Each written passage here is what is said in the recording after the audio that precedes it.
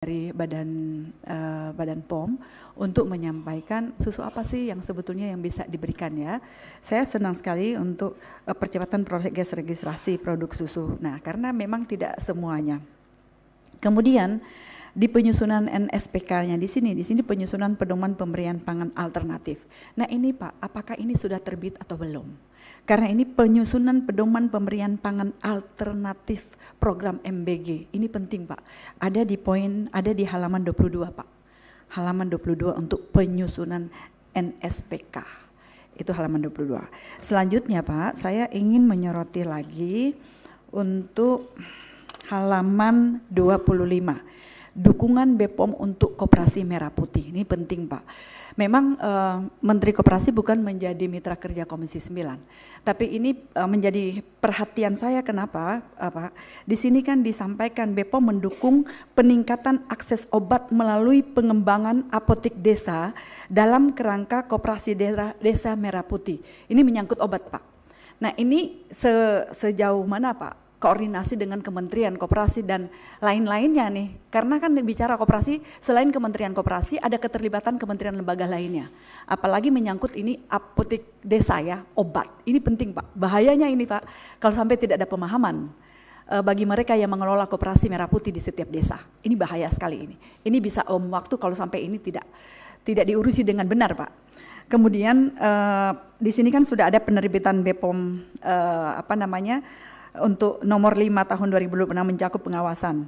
Ini peran Bapak di sini. Kemudian penerbitan buku panduan pengelolaan obat di apotek desa sebagai acuan praktis. Nih buku panduannya ini Pak, kapan ini diluncurkan? Sementara saya melihat ini sudah dipacu Pak untuk koperasi desa ini, pembangunan Koperasi Merah Putih di setiap desa. Sampai di pelosok saya udah lihat ini sudah dipacu. Banyak yang sudah lebih dari 60% pembangunannya. Nah, kalau ini sudah selesai, ini harus diterapkan seperti apa Pak? Sebelum itu selesai pembangunannya, yang kami inginkan bagaimana dari Badan POM ini sudah turun dulu ke lapangan. Jadi siapa yang bertanggung jawab untuk Koperasi Merah Putih yang terkait dengan menyangkut pangan dan obat-obat? Ya, ini penting Pak. Kita tahu Koperasi Merah Putih ini nanti akan mengembangkan tiga produk yang akan dipasarkan koperasinya.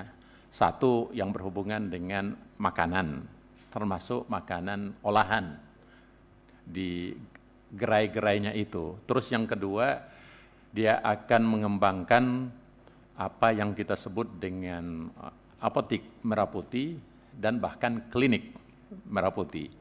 Kemudian yang ketiga, di Koperasi Merah Putih juga akan mengembangkan yang disebut dengan pangan olahan dan pangan yang siap saji. Itu akan ada namanya cold storage-nya atau penyimpanannya.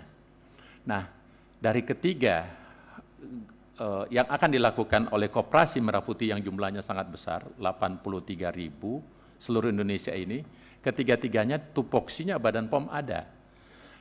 Termasuk misalnya kalau dia mau jual makanan dan sebagainya, termasuk menyimpan makanan.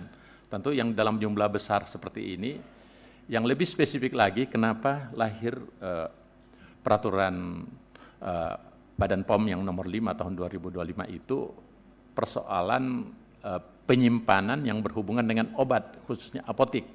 Nah, kita tahu selama ini distribusi obat, pemakaian obat, termasuk pengawasan apotek, toko obat, instalasi farmasi itu adalah tugasnya Badan POM.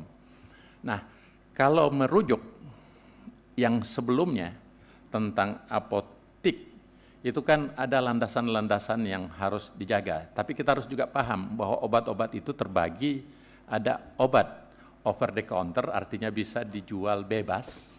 Ada obat yang bisa harus lewat resep dokter, bahkan ada obat yang wajib hukumnya dipakai di fasilitas rumah sakit, misalnya di ruang operasi. Kan terbagi tiga itu berdasarkan tingkat resikonya.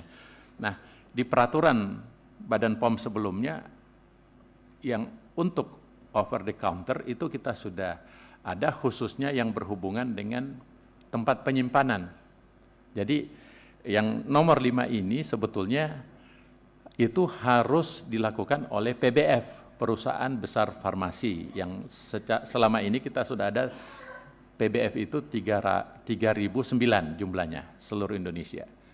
Perusahaan besar. Dan apotik yang kita awasi jumlahnya kan selama ini ada 38.000. Nah, jadi pembagian selama ini, peraturan yang sebelumnya yang diperbaharui dengan peraturan Badan POM nomor 5 itu, dia lebih spesifik yang penyediaan yang berhubungan dengan over the counter. Nah, artinya selama ini walaupun over the counter harus dilakukan di tempat storage atau tempat penyimpanan di gudang-gudangnya distributor besar itu, nah sekarang kita memperbaharui dengan menambahkan. Jadi tentu simpelnya untuk peraturan Badan POM yang nomor 5 ini itu mengatur yang berhubungan obat-obat over the counter sebetulnya yang akan mungkin dijual di apotik-apotik atau gerai-gerai obat di koperasi Merah Putih. Jadi seperti pertanyaan tadi, kita betul-betul memastikan bahwa yang bisa disimpan, yang bisa dijual tentu sesuai dengan karakteristik apotiknya. Kalau dia cuma di koperasi Merah Putih ini cuma berhubungan dengan kayak seperti gerai obat, tentu dia tidak bisa menjadi apotik.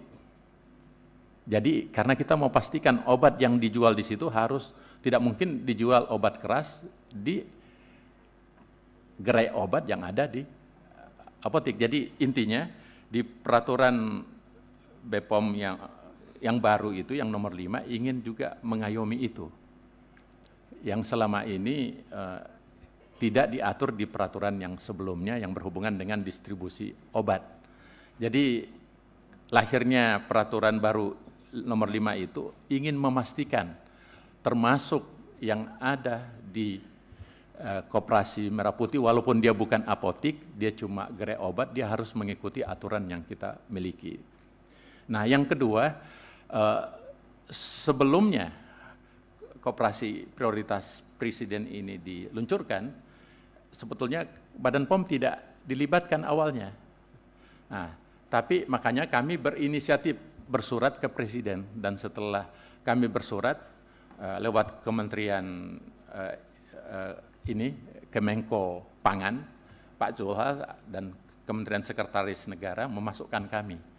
Jadi itu tanda inisiatif dari Badan POM yang awalnya tidak dilibatkan, kami ingin berinisiatif untuk terlibat karena saya melihat ini sangat berbahaya seperti Ibu Ketua sampaikan tadi. Sangat berbahaya kalau kita tidak awasi, itu sangat berbahaya. Jadi tapi keinginan kami untuk mengawasi sudah diakomodir.